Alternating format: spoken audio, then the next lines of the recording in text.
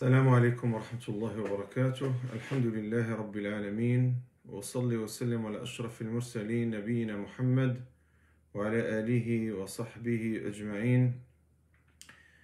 إن الحمد لله نحمده ونستعينه ونستغفره ونعوذ بالله من شرور أنفسنا وسيئات أعمالنا، إنه من يهده الله فلا مضل له ومن يضلل فلا هادي له، وأشهد أن لا إله إلا الله وحده لا شريك له، وأشهد أن محمدا عبده ورسوله صلى الله عليه وعلى آله وصحبه أجمعين. يا أيها الذين آمنوا اتقوا الله حق تقاته ولا تموتن إلا وأنتم مسلمون. يا أيها الناس اتقوا ربكم الذي خلقكم من نفس واحدة وخلق منها زوجها وبث منهما رجالا كثيرا ونساء، واتقوا الله الذي تساءلون به والأرحام إن الله كان عليكم رقيبا. يا أيها الذين آمنوا اتقوا الله وقولوا قولا سديدا يصلح لكم أعمالكم ويغفر لكم ذنوبكم، ومن يطع الله ورسوله فقد فاز فوزا عظيما. أما بعد، فإن أصدق الحديث كتاب الله، وخير الهدي هدي محمد صلى الله عليه وسلم، وشر الأمور محدثاتها، وكل محدثة بدعة، وكل بدعة ضلالة، وكل ضلالة في النار. Donc, Inch'Allah, mes chers frères et sœurs en islam, en attendant les autres pour qu'ils puissent nous rejoindre, Inch'Allah, dans ce live-là, je vous demande juste pour que je serai sûr, Inch'Allah, que le son est correct et que l'image est correcte aussi, que vous arrivez à m'entendre correctement et me voir aussi correctement. Est-ce que quelqu'un peut, barakallahu fikum, me faire cette confirmation?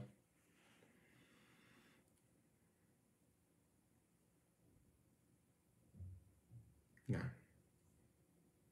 Ok, alhamdulillah. Donc, comme c'était, barakallahu fikum, suggéré comme sujet, donc on va parler, barakallahu fikum, de 20 astuces ou méthodes ou suggestions, si vous voulez dire, qui va nous aider, Inch'Allah Ta'ala, à réaliser une prière avec concentration. Lorsque je dis concentration, en arabe, signifie al-khushu', c'est-à-dire la présence du cœur avant le corps pendant la prière. Malgré que peut-être le sujet semble classique, c'est vrai que le sujet il est classique, il est abordé par plusieurs prêcheurs, prédicateurs, savants dans le passé, et c'est un sujet que peut-être même les gens ont habitude à l'écouter, mais dans la vérité, ce sujet-là, malheureusement, demeure sans qu'il soit pris, on va dire, en considération. C'est-à-dire dans le sens, les gens prient en majorité sans concentration, sans présence du cœur pendant la prière. Si je pose la question, un bon nombre de musulmans, ils vont certes me confirmer cela. Et moi, je fais partie de ces personnes-là. C'est-à-dire que moi aussi, je souffre de ce problème-là, qui est être humble, concentré, avec un cœur présent pendant la prière. Ça, c'est une vérité qu'on doit la reconnaître, l'avouer. C'est que on prie avec notre corps, mais le cœur, je ne vais pas dire dans toutes les prières, mais peut-être souvent, il est absent. Peut-être si on va parler d'un sujet, on va dire dans le sens qui concerne les professions halal et haram en islam, on va dire la nourriture halal et haram en islam, surtout dans les pays en Occident. Si on va parler, je ne sais pas, de quelques lois qui ciblent les musulmans, il se peut que, ou probablement, il y aura plus d'intérêt à cette vidéo que de parler de ce sujet que moi je le qualifie d'actualité. Pourquoi d'actualité?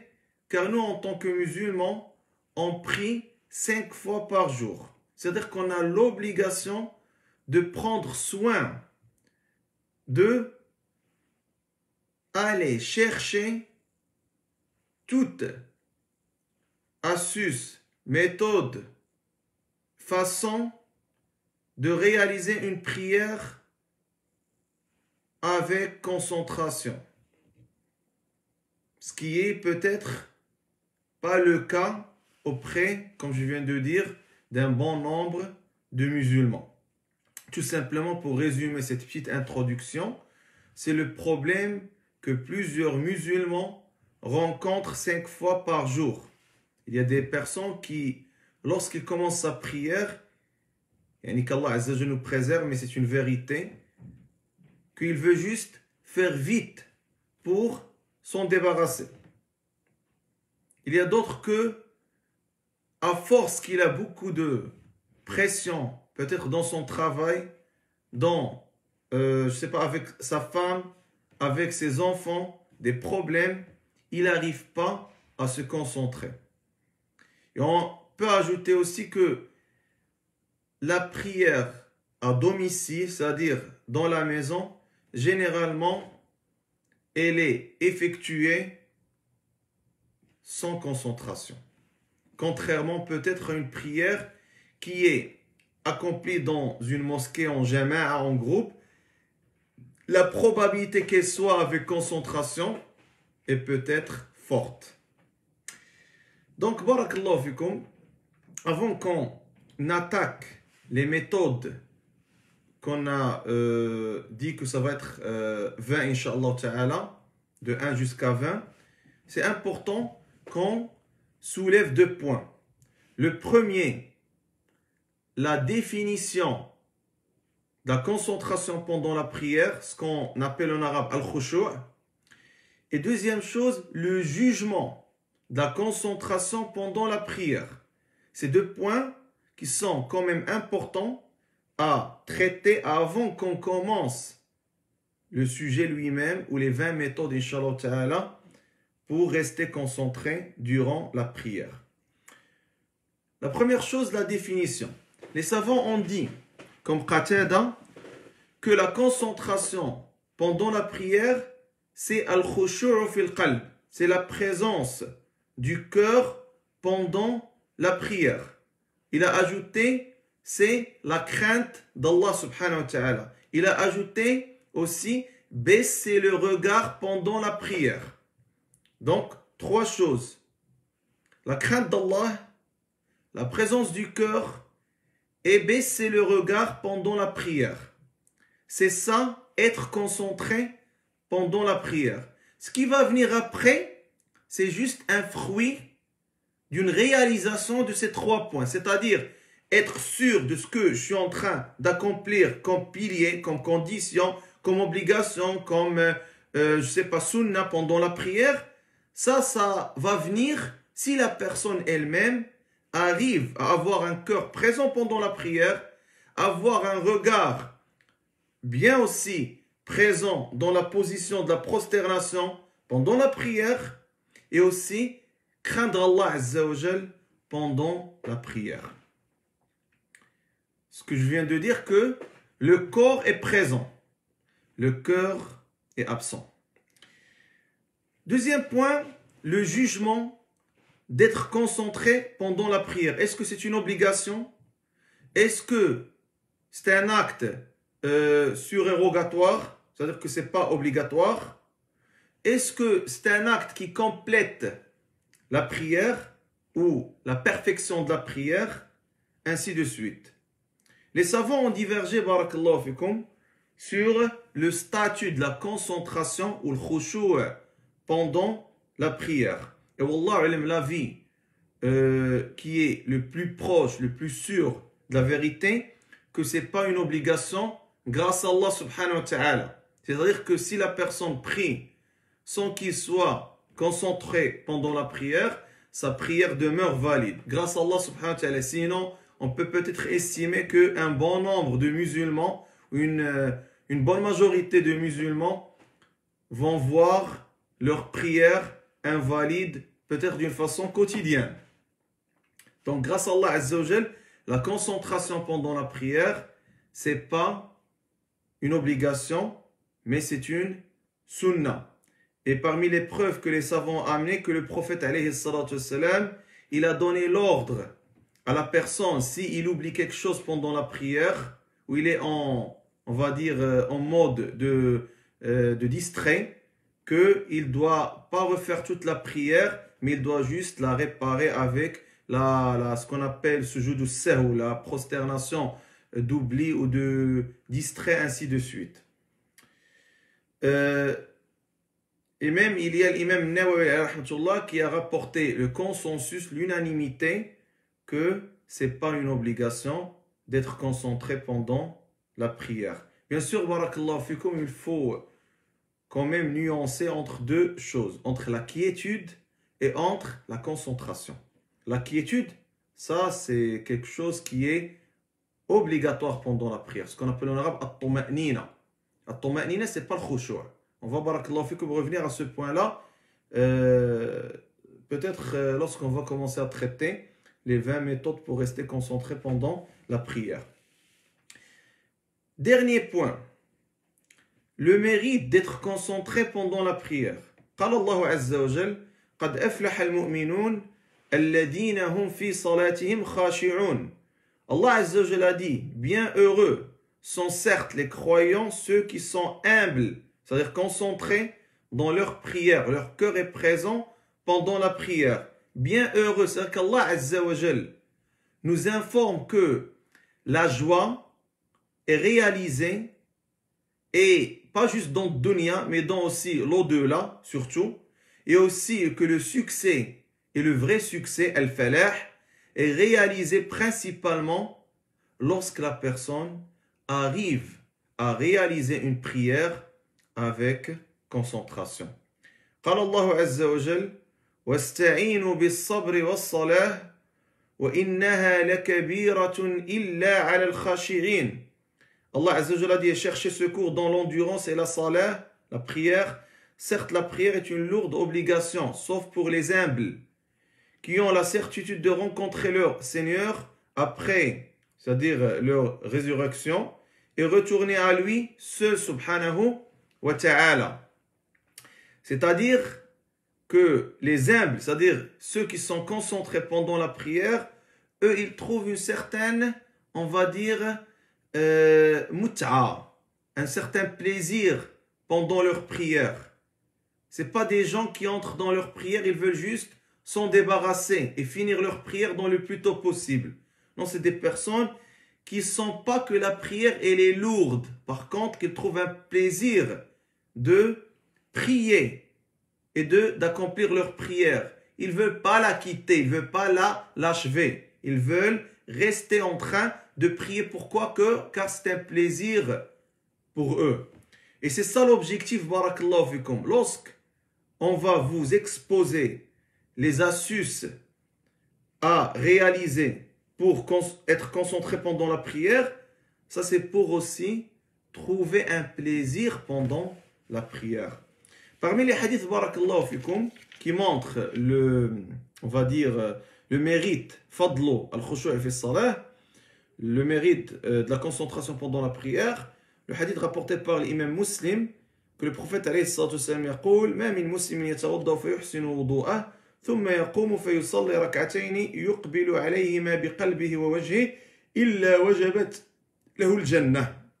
Le prophète alayhi salatu wassalam dit dans le sens quiconque parmi les musulmans fait ses ablutions d'une façon, on va dire, parfaite, puis il se lève pour aller accomplir 2 raka'at avec concentration, avec présence de cœur, ainsi de suite, le paradis sera une obligation à sa faveur, pour lui. C'est-à-dire qu'il entrera au paradis s'il réalise une prière ou 2 raka'at avec concentration, bien sûr incluant des ablutions accomplies d'une façon parfaite.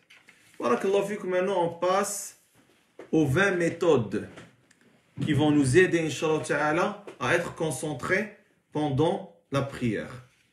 Première méthode. Bien sûr, juste pour souligner que ces 20 méthodes, barakallahu fikum, sont tirées d'un livre qui a été écrit par Cheikh al-Munajjid, qu'Allah Azza wa Jalla le libère de la prison. Il a écrit un livre qui s'appelle 33 méthodes pour une prière avec concentration. Et il est disponible sur Internet. Je ne sais pas, je ne suis pas sûr est-ce qu'il est traduit en français ou non. 33 wasila lil khushu'i fi salat.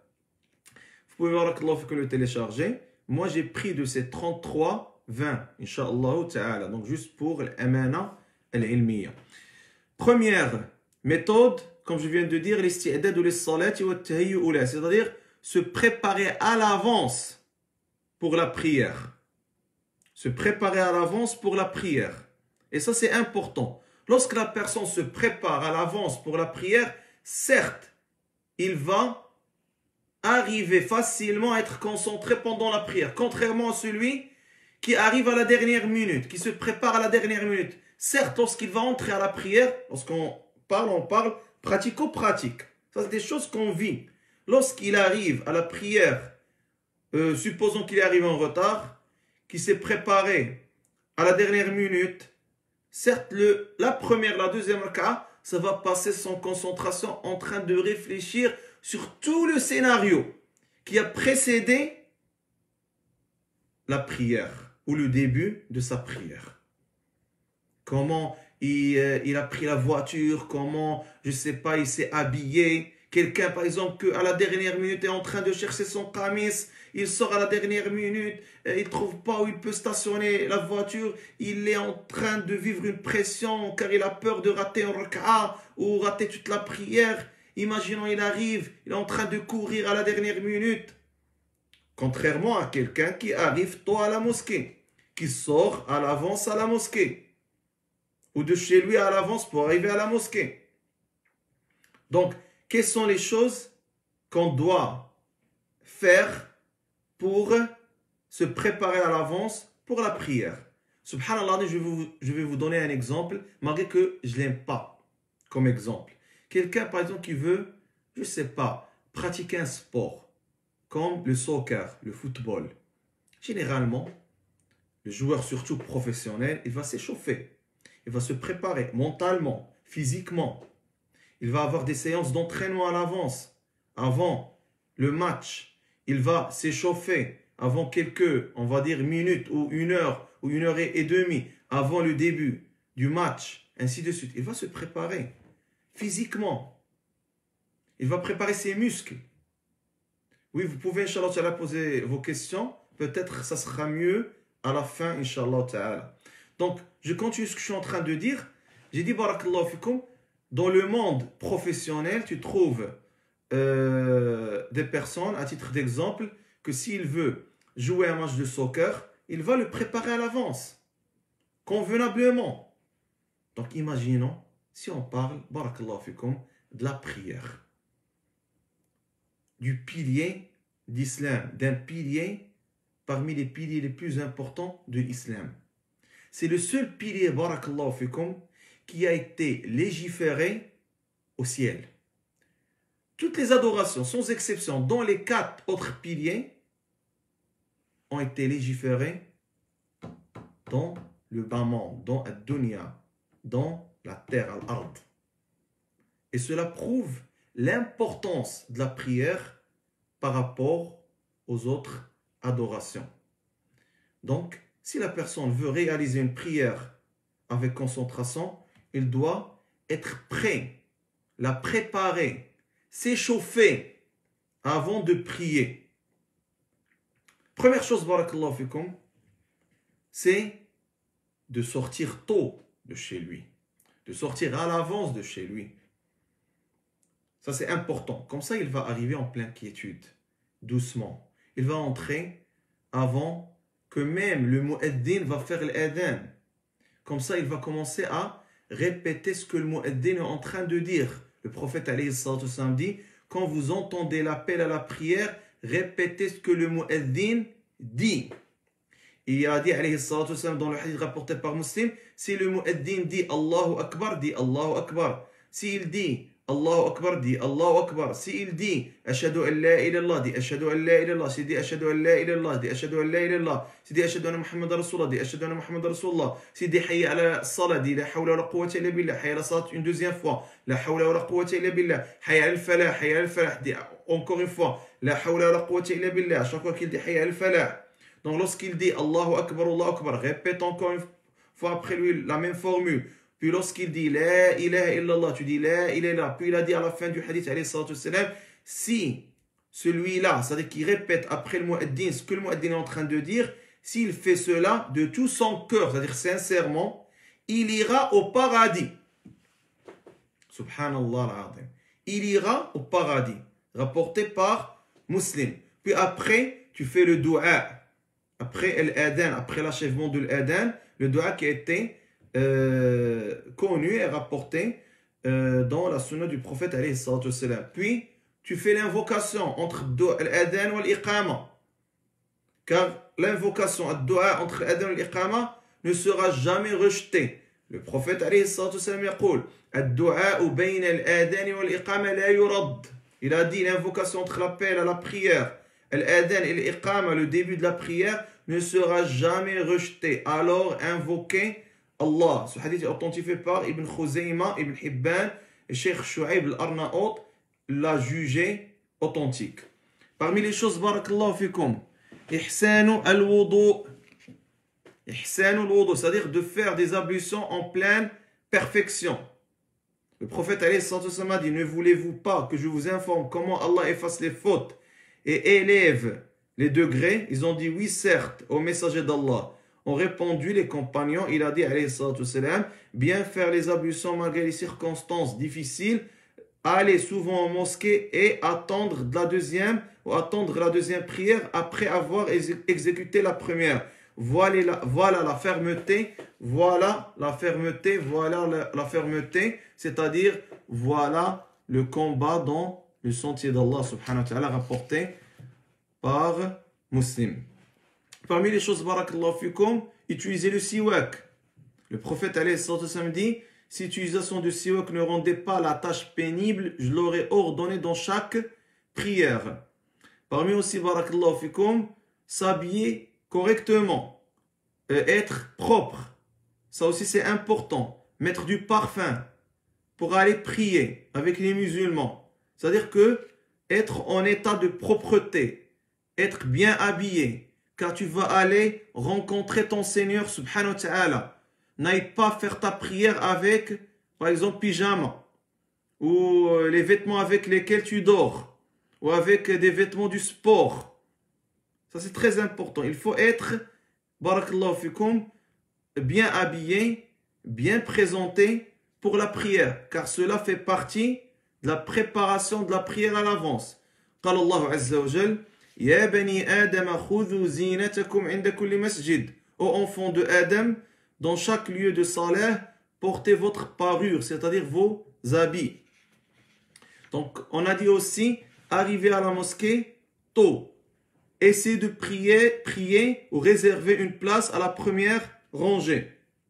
Le prophète alayhi salatu wassalam, sur le hadith rapporté par le Bukhari et Muslim, a dit, si les gens savaient ce qu'il y a comme récompense dans l'appel et la première ligne, il n'y avait pas d'autre ou il n'y avait pas d'autre moyen de régler la question que par le tirage au sort, ils tirent au sort pour eux. C'est-à-dire que si les gens savent la grande récompense de prier à la première rangée et aussi d'arriver tôt à la mosquée, et ils ne vont pas pouvoir avoir cette récompense s'il y aura, on va dire, une certaine divergence entre deux personnes qui sont arrivées en même temps, qui va prendre la première rangée, qui va arriver tôt, sauf avec le tirage au sort, ils vont tirer au sort. Aussi, barakallahu fikum, parmi les choses, toujours on est dans la première méthode, et ça fait partie de la préparation de la prière à l'avance, c'est marcher pour entrer à la mosquée ou pour prier en pleine quiétude, en pleine douceur, en pleine sérénité, et attendre la prière.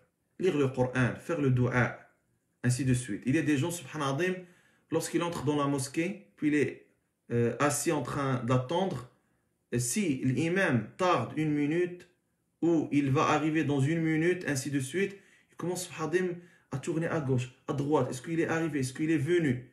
À la place qu'il se concentre sur quelque chose qui sera, barakallahu fikum, favorable pour lui dans cette dunya et dans l'au-delà, comme la lecture du Coran, comme le dua, comme l'adhkar. Peu importe quand est-ce que l'imam va arriver. Ce qui est important que toi, tu ne perds pas ton temps sur le fait que tu es en train de tourner à gauche, droite. C'est comme tu es en train de suivre un match de tennis dans un stade. Comme ça. Est-ce qu'il est arrivé? Il n'est pas arrivé. Il a tardé 1 minute, 2 minutes. Ça aussi, après, ça va, on va dire, influencer négativement sur ta concentration pendant la prière. Deuxième méthode, barakallahu fikum, at-tuma'nina fi salah, la quiétude pendant la prière. La quiétude pendant la prière. Donc la quiétude pendant la prière, comme on vient de dire, la quiétude n'est pas la concentration. La quiétude, barakallahu fikum, c'est une obligation pendant la prière. C'est quoi la quiétude? La quiétude que la personne, il doit faire chaque obligation, chaque pilier, chaque acte pendant la prière en pleine quiétude. Ça, c'est important. Je peux vous donner un exemple. La quiétude, lorsque la personne va s'incliner, va faire roko ou sujoud, lorsqu'il va le faire en quiétude. C'est quoi la quiétude? Il va arriver à dire Subhana Rabbi al-Azim, Subhana Rabbi al-Azim, Subhana Rabbi al-Azim. Il est en train de savoir qu'est-ce qu'il est en train de dire comme dhikr. Subhana Rabbi al-A'la dans sujoud, Subhana Rabbi al-A'la, Subhana Rabbi al-A'la, ainsi de suite. Quelqu'un par exemple qui fait sujoud, en faisant sujoud ou en faisant surtout roko, il n'a même pas dit Subhana Rabbi al-Azim une fois, il est déjà en train de dire Sami Allahu liman hamida. Ça, c'est pas une quiétude pendant la prière. Et la preuve pour cela, c'est le hadith rapporté par le Bukhari et Muslim, selon Abu Hurairah radiyallahu anhu, que le prophète alayhi salam est entré à la mosquée dakhal al-masjid et un homme est entré. Puis il a commencé à prier. Il a salué le prophète alayhi salam, le prophète alayhi salam a répondu à sa salutation. Après qu'il a fini la prière, le prophète alayhi salam lui a dit irji' fa salli fa innaka lam tusalli. C'est-à-dire que lorsqu'il a fini la prière, il a parlé au prophète alayhi salam, le prophète alayhi salam lui a dit reviens, refais ta prière car tu n'as pas prié. Il est revenu, il a refait sa prière, puis il est venu pour saluer le prophète alayhi salam. Il lui a dit la même chose et c'était rapporté qu'il a répété la même chose 3 fois. Irji' fa salli fa innaka lam tusalli. Reviens, refais ta prière car tu n'es pas considéré que tu as fait la prière. À un certain moment, le monsieur, le compagnon, ne comprend pas. Il dit Walladhi ba'athaka bil haqq ma uhsinu ghayrahu fa'allimni. Il a dit par celui qui t'a envoyé en pleine vérité, je suis incapable de faire mieux que ça. Que cette prière-là que tu es en train de me dire, refais-la car tu n'as pas prié. Donc enseigne-moi, montre-moi, corrige-moi. Il lui a dit إذا قمت إلى الصلاة, c'est ça la quiétude. إذا قمت إلى الصلاة فكبر.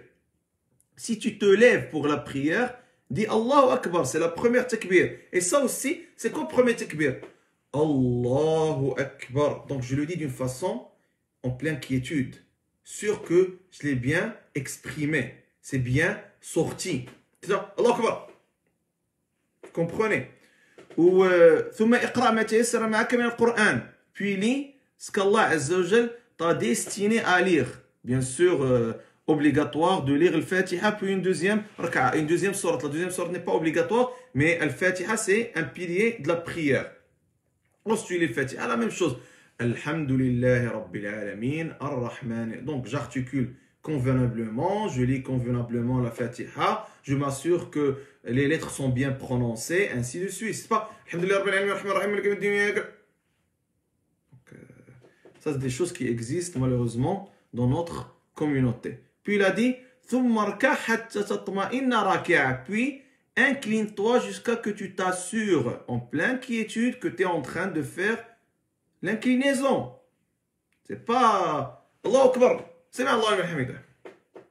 Donc je suis juste en train de vous montrer du pratico-pratique, c'est quoi une quiétude et c'est quoi une prière sans quiétude. Puis lève-toi après l'inclinaison jusqu'à ce que tu te lèves droit, qa'im. C'est pas en montant, en descendant. Non, monte-toi doucement, en pleine quiétude. Sami Allahu liman hamida, Rabbana wa lakal hamd. ثم اسجد حتى تطمئن ساجدا. Puis prosterne-toi jusqu'à ce que tu te prosternes en pleine quiétude. Puis lève-toi, ça c'est la pause entre les deux prosternations. وافعل ذلك, ça aussi ça doit être fait en pleine quiétude. وافعل ذلك في صلاتك كلها.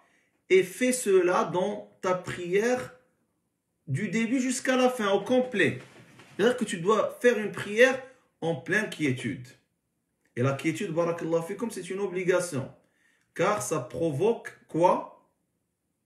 De rater ce qui est obligatoire à faire pendant la prière ou rater même un pilier. Donc la quiétude aide à accomplir une prière avec concentration. Troisième méthode, tadhakkurul mawti fi salah. Se rappeler de la mort pendant la prière. Et ça c'est important, subhanallah. Je vous donne un exemple. Si ton médecin te dit, il se peut que tu vas mourir dans 1 heure. Ou par exemple, il te dit, tu seras opéré, il y a un grand pourcentage que tu mourras pendant l'opération. Et toi, tu vas lui demander que je veux accomplir, par exemple, 2 rak'at avant le début de l'opération. Ou quelqu'un qui est condamné à mort, il sera exécuté. Sayu'dam, sayuqtal, hukima alayhi bil i'dam. Puis, les gens qui vont l'exécuter, qui vont appliquer sur lui l'exécution, ils vont lui dire, est-ce que tu désires faire quelque chose? Il va leur dire, je désire prier 2 raka'at avant ma mort. Donc lui, le premier, concernant l'opération médicale, il y a une grande probabilité selon le médecin qu'il va mourir. Ça reste bien sûr ce que le médecin est en train de dire. Ça peut être vrai, ça peut être faux. Ça fait partie de l'ijtihad d'un médecin. Et l'autre, il y aura une exécution. Donc, il est presque sûr qu'il va être mort. Donc, imaginons, mes frères, mes sœurs, comment ces 2 personnes vont accomplir ces 2 rak'at ou cette prière-là. Ils vont peut-être accomplir la meilleure prière de toute leur vie. Donc, subhanallah al-azim, la personne ignore quand est-ce qu'il va mourir, quand il va mourir, où il va mourir, comment il va mourir. Donc toujours, barakallahu fikum, on doit mettre la mort dans notre esprit. Et toujours on doit avoir comme réflexion et réflexe qu'on pourra mourir dans n'importe quelle prière qu'on va accomplir. Et si c'est le cas, la personne, lorsqu'il va entrer avec cet esprit-là, certes, il va, par l'aide d'Allah subhanahu wa ta'ala, à être concentré pendant la prière. Et vous savez, les frères, qu'il y avait du monde qui ont été décédés pendant la prière, en état de prosternation à titre d'exemple, ainsi de suite. Et ça, c'est une bonne fin, khatima hasana, de cette personne-là. Quatrième méthode, tadabbur al-ayat al-maqru'a wa baqiyat adhkar as-salat wa at-tafa'ul ma'aha.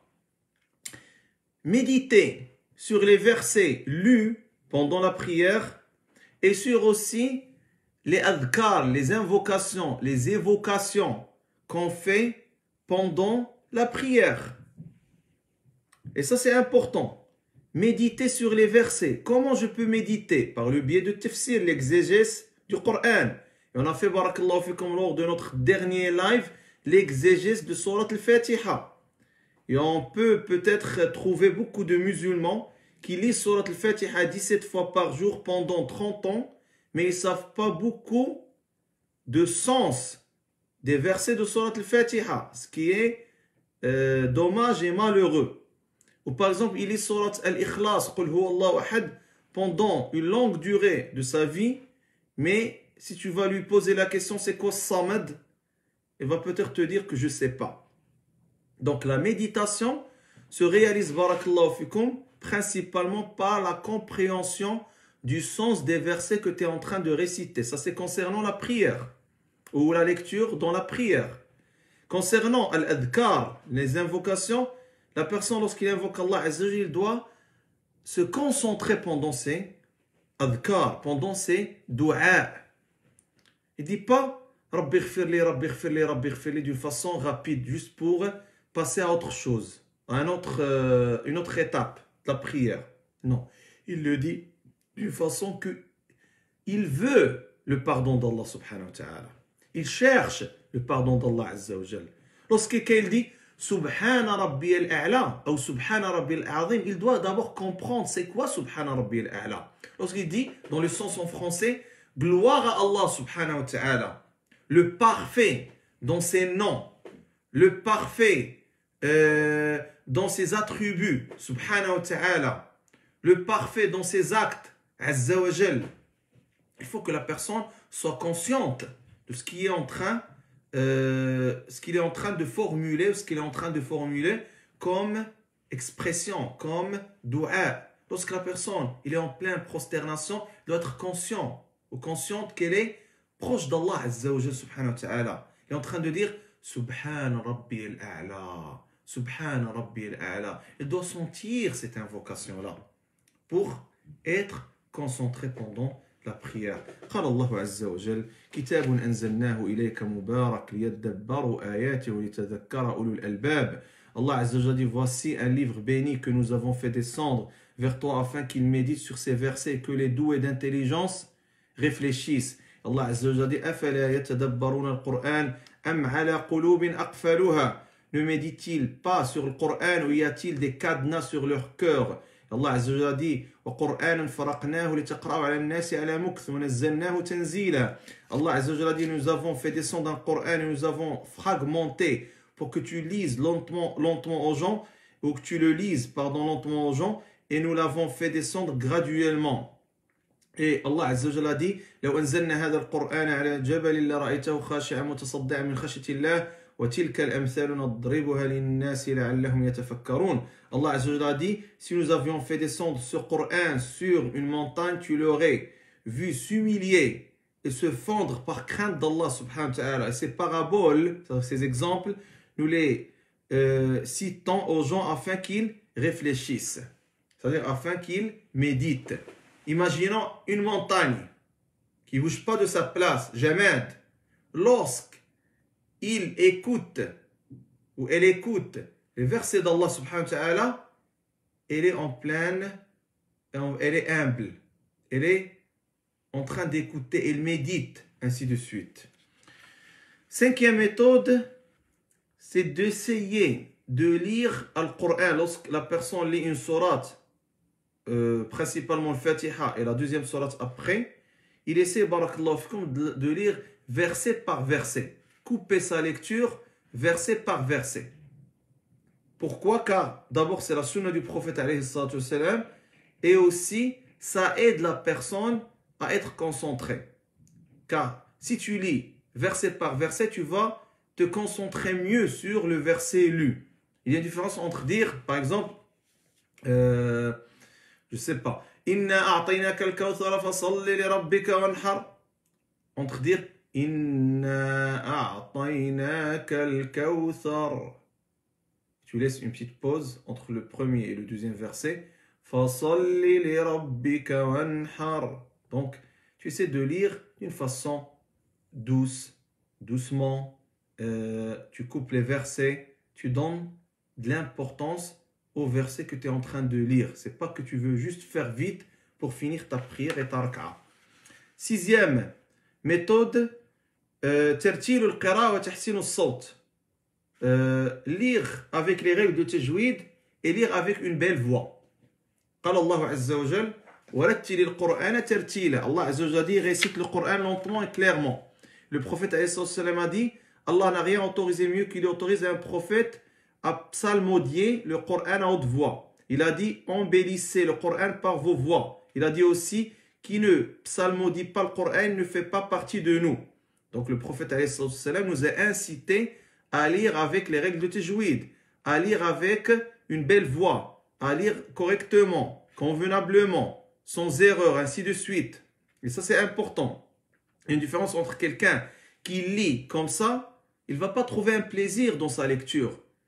Différemment à quelqu'un qui est en train de lire avec tajwid, avec une belle voix, essayer de donner pour chaque verset le temps de sa prolongation, s'il y a une prolongation, l'arrêt, le début, les règles connues de tajwid avec une belle voix. Il y a une différence. Certes, sûr et certain qu'il va trouver un plaisir pendant sa prière, la chose qui va aider à faire une prière avec concentration. Septième méthode, il doit être conscient, et ça on l'a cité lors de notre dernier live concernant le tafsir de Surat al-Fatiha, il doit être conscient qu'Allah Azza wa Jal le répond pendant sa lecture de Fatiha.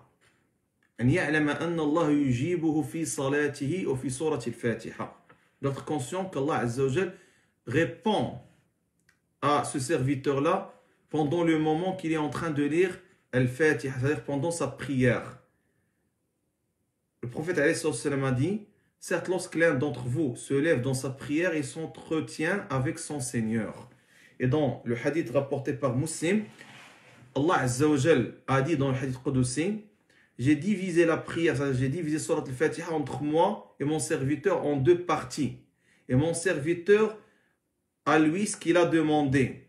Ainsi, lorsque mon serviteur dit Alhamdulillahi Rabbil Alamin, je dis Hamidani Abdi, mon serviteur m'a loué.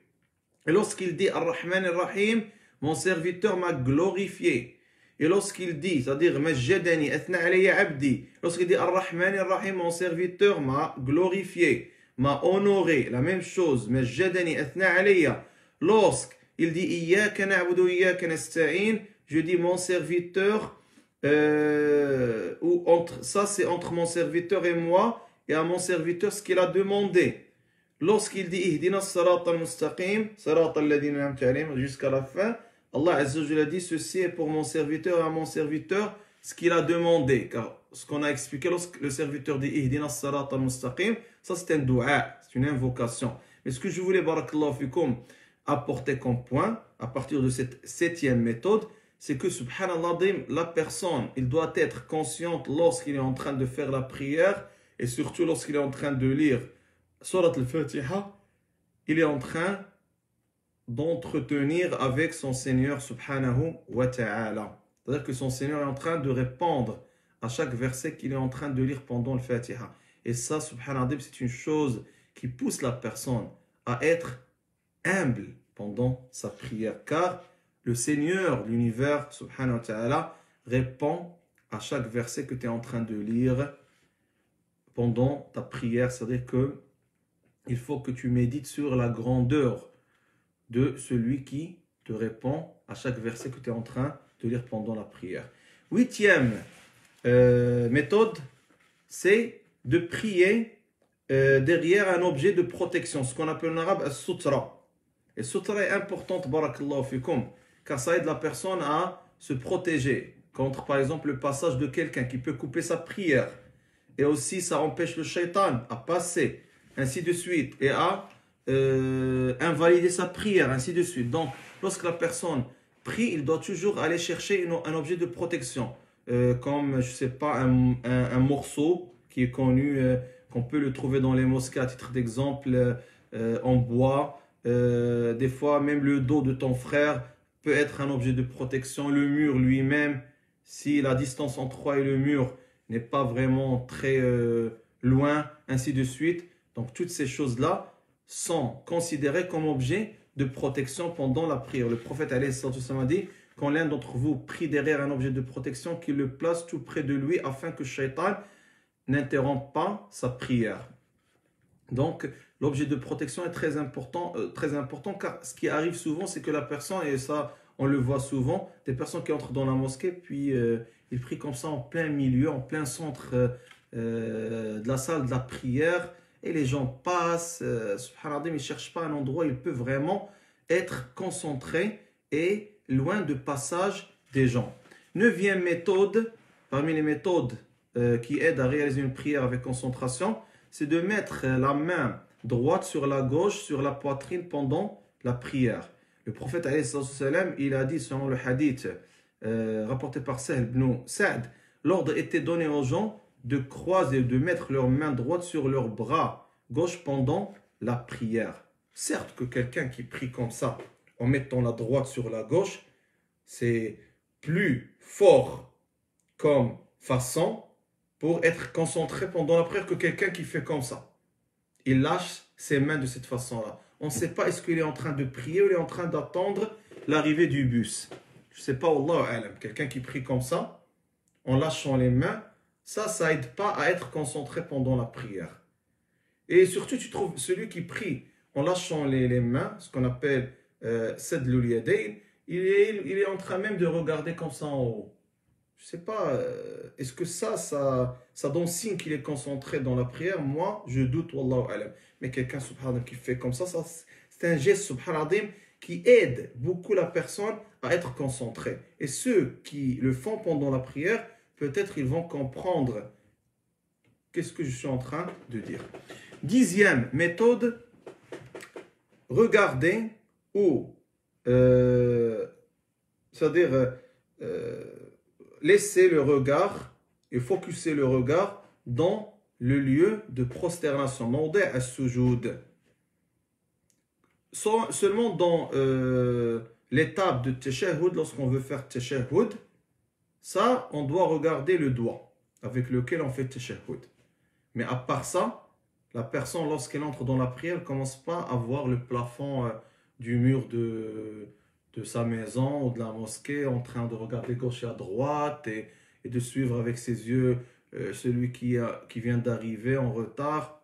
Donc il doit se concentrer pendant sa prière en focusant son regard dans le lieu de la prosternation, la position de prosternation.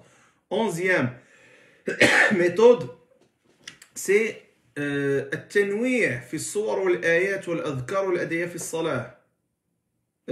Essayez, barakallahu fikum, de changer un petit peu les sourates que vous récitiez souvent. Ça aussi c'est important. Et les du'a aussi, et les adhkar aussi. Quelqu'un par exemple qui lit pendant toute sa vie avec les mêmes sourates, il fait les mêmes du'a. Ça, sûr et certain, il ne va pas trouver un plaisir pendant sa prière. Il est avec la même chose. Toujours avec Qul huwallahu ahad. Toujours avec Qul a'udhu bi rabbil falaq. Toujours avec Idha ja'a nasrullah wal fath. Toujours avec les mêmes sourates. À un certain moment, à force qu'il va les répéter pendant 10 ans, ça y est. Mais quelqu'un qui alterne, qui change, qui essaie de réciter d'autres sourates, et ça demande une certaine mémorisation. La même chose pour les du'a. Toujours il fait les mêmes du'a. Il faut essayer d'alterner, de changer, ainsi de suite. Ça aide la personne à sentir un certain plaisir et aussi sentir un nouveau sens de ce qu'il est en train de réciter, soit les versets, soit les adhkar ou les invocations al-ad'iyya. 12e méthode, demander refuge auprès d'Allah Azza wa Jal du shaitan al-rajim, bani, al-isti'adha billahi min al-shaitan al-rajim. قال الله عز وجل فإذا قرأت القرآن فاستعذ بالله من الشيطان الرجيم.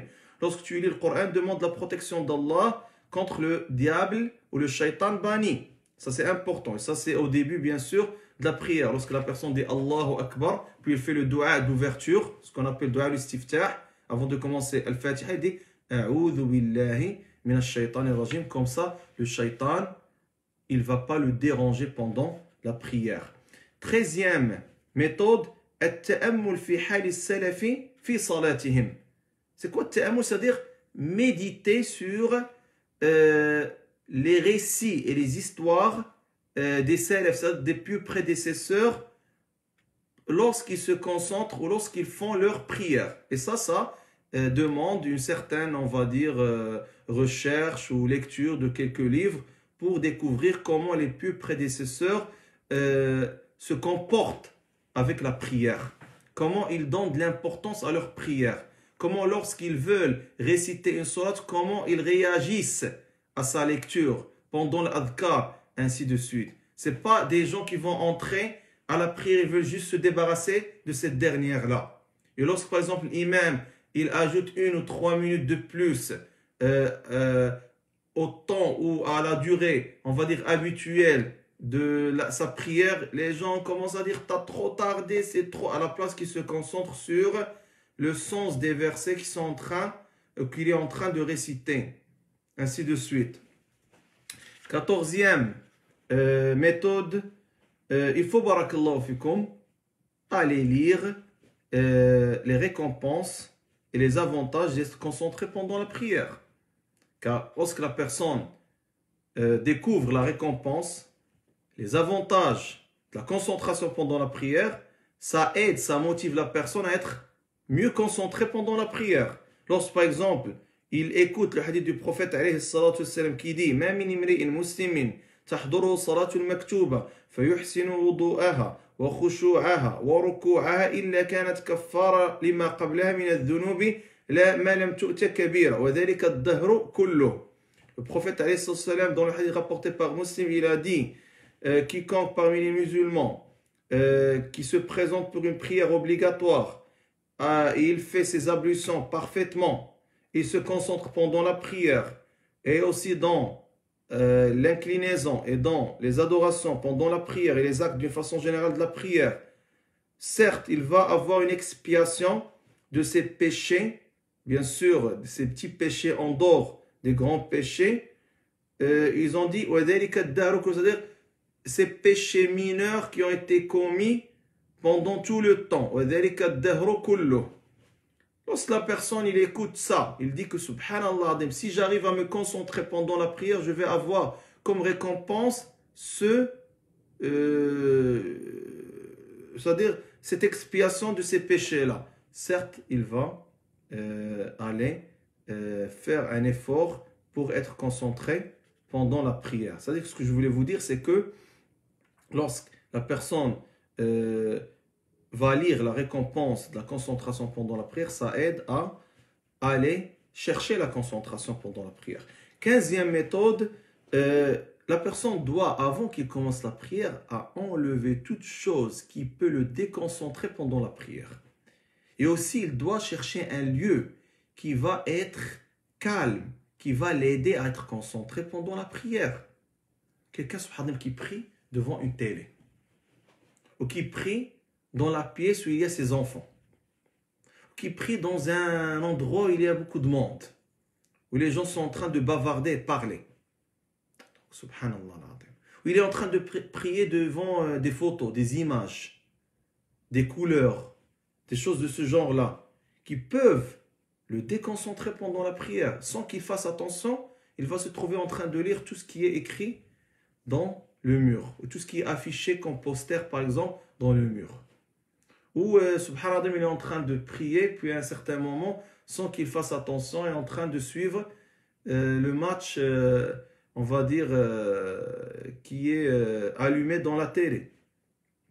Je me souviens, il y a quelqu'un qui m'a raconté qu'il y a une personne qui est en train de prier.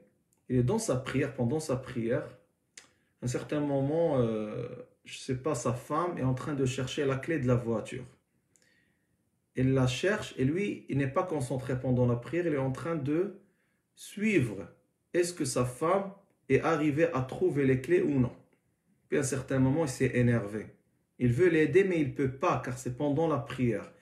Il lui a dit, elles sont dans, je ne sais pas, sur la table ou quelque chose de ce genre-là. Ça, c'est pendant la prière, il a parlé. Donc cela prouve que la personne n'a pas été concentrée. Et il a prié dans un endroit qui n'a pas été fiable pour être concentré pendant la prière. 6e méthode,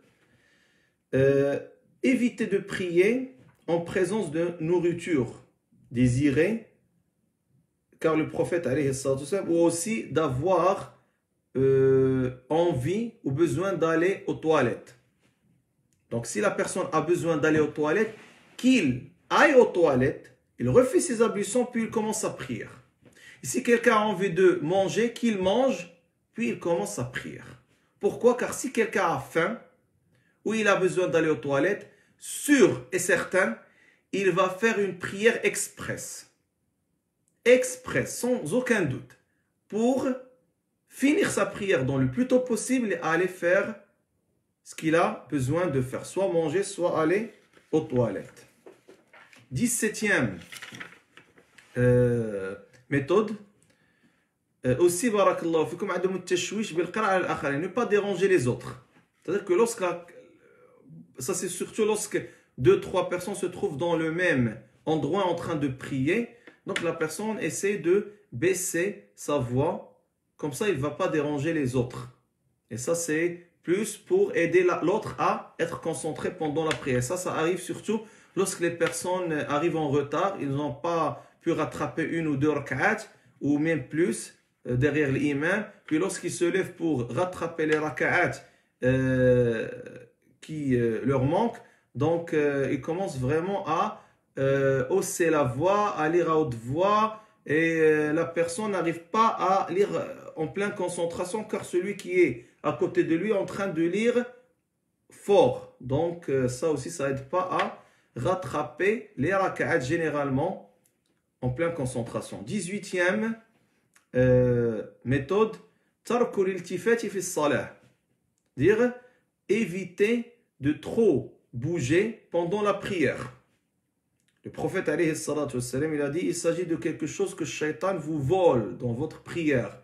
Car la personne, lorsqu'il commence à trop bouger pendant la prière, certes, le Shaitan va être une cause pour que la récompense de la prière sera réduite.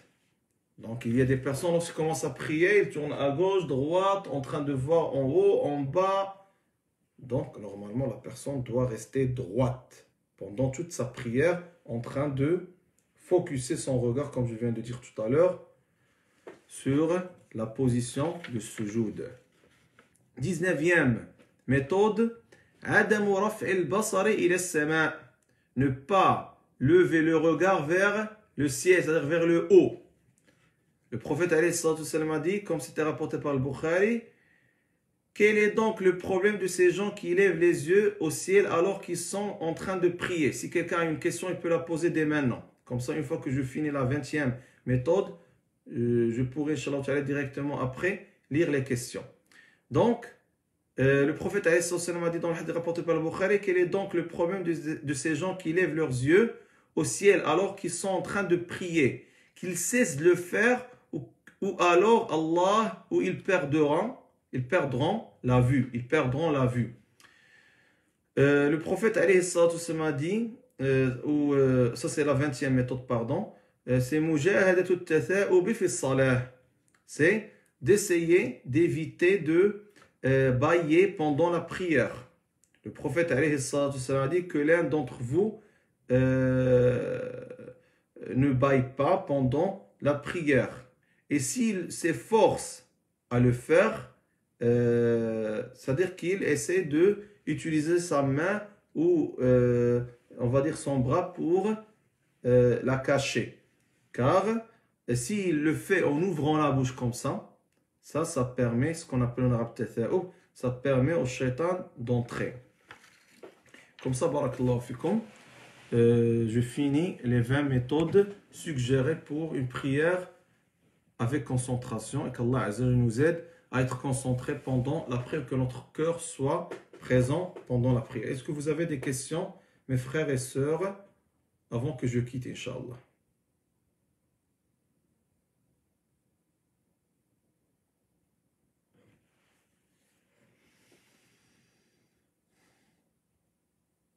Donc, je vais attendre Inch'Allah 1 minute, puis Inch'Allah j'arrête. Car je dois quitter pour aller, barakallahu fikum, prier le Maghrib à la mosquée.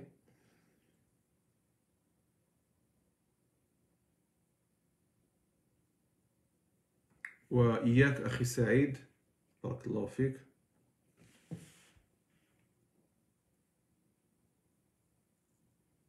Pour les frères qui ont dit salam alaykoum, donc je dis alaykoum salam. Pour les frères qui ont dit barakallahu fik wa fikum.